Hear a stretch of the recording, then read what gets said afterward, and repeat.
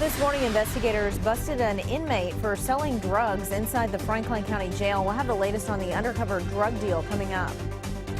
And investigators think a prison employee may have helped dangerous criminals escape in New York. Why the search for Bigfoot has led to a group of people to the mountains of eastern Kentucky. Tracking, alerting, protecting. This is WKYT This Morning.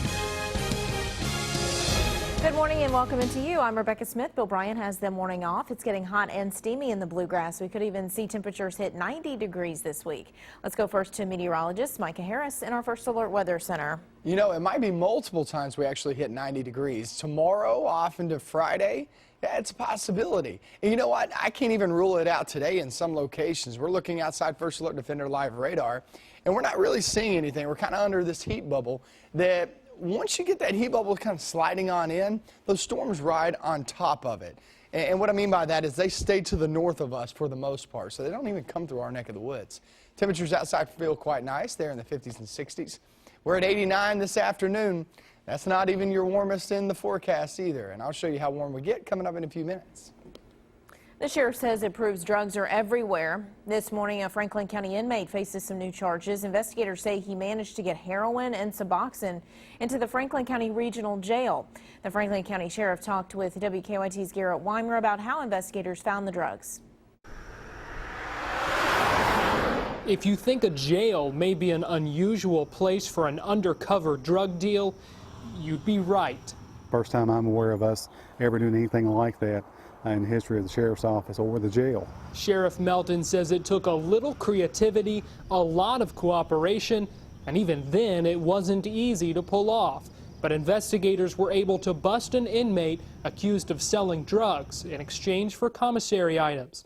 Eric Collings now faces drug trafficking charges. Sheriff Melton says they got the drugs, heroin and Suboxone, through controlled buys inside the jail. He says they used e-cigarettes with serial numbers they could track to trade for the drugs. This is just another example of ingenuity on behalf of an inmate, but you also see ingenuity on behalf of the Franklin County Jailer Rick Rogers and Franklin County Sheriff's Office. After that, Melton says investigators and canines worked with jail staff to search every inch of the jail because he and the jailer won't tolerate drug activity behind cell doors. It's going to be a safe place for inmates to be, and it's going to be a drug-free place, period.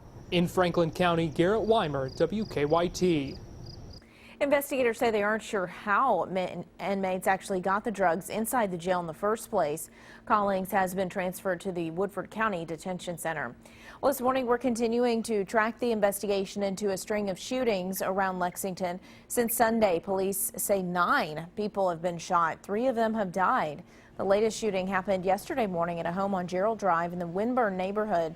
Police say someone fired shots through a bedroom window that killed Thomas Brown as he slept. They also say shots were fired through another window.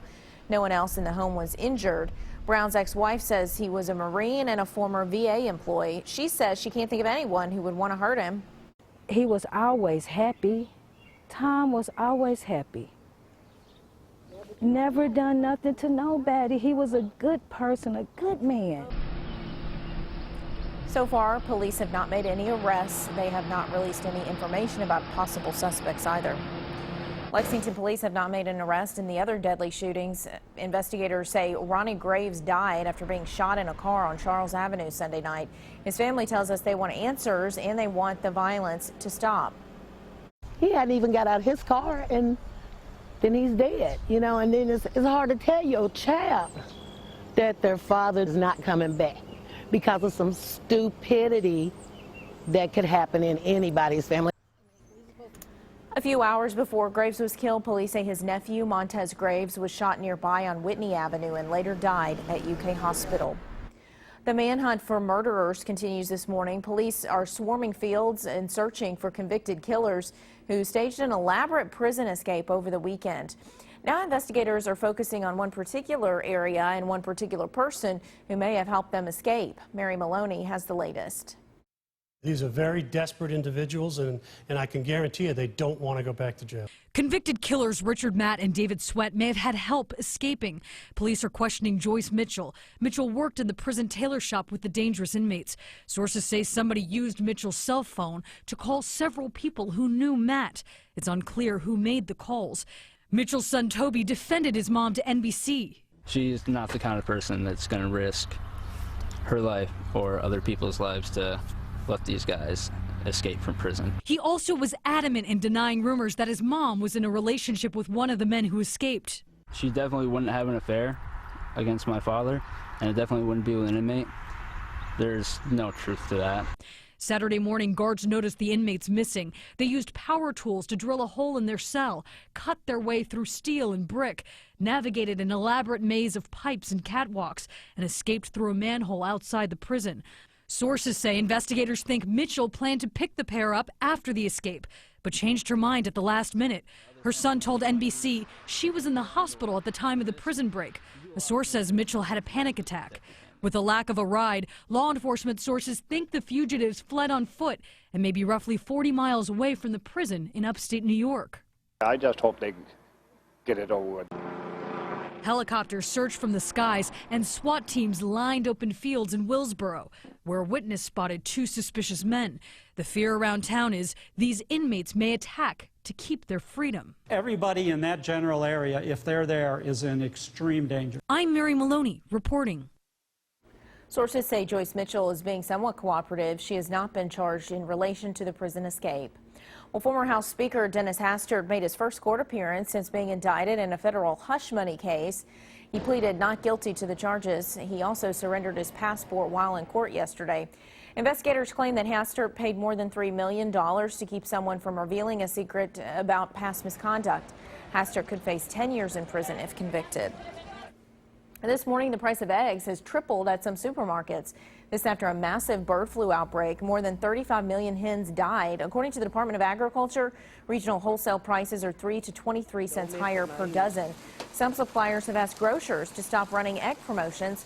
Some restaurants are increasing menu prices and limiting breakfast service hours. Well, those trying to save a historic Lexington building have received some additional help.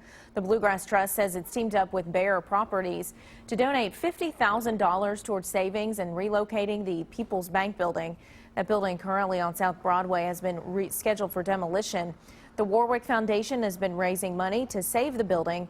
It says the Lexington Center Board of Directors agreed to give the building a new home in the Rupp Arena district. According to a new Washington Post survey, a Harry Potter villain is polling better than many Republican candidates. Voldemort, who is the arch nemesis of Harry Potter, is actually not running for president, but according to the Post survey, he's more popular than Republican presidential candidates Mike Huckabee, Ted Cruz, and Jeb Bush, among others. Kentucky Senator Rand Paul polled slightly more favorable than Voldemort. In case you were wondering. Could the creature Bigfoot roam the mountains of eastern Kentucky? Some so-called Bigfoot hunters think it is possible. The Searching for Bigfoot team recently followed clues that led them to Arkansas, but that trail went cold. So they'll be spending time in Bell and Harlan counties this week because there's a history of Bigfoot sightings in that area. Anywhere from 2,500 to 5,000 in North America alone. They're nocturnal creatures traveling and feeding at night, and the only time you're going to see them during the daytime is if you stumble into a sentinel that's guarding the pod, or there's a young male out looking for his own family, I guess. The Tri-State Paranormal investigators from Middlesboro are also helping. Members of the team say they do not want to capture Bigfoot, they just want to prove Bigfoot is real. The time right now is 4:39. Hope your day's off to a great start. Thanks so much for joining us here on WKYT this morning.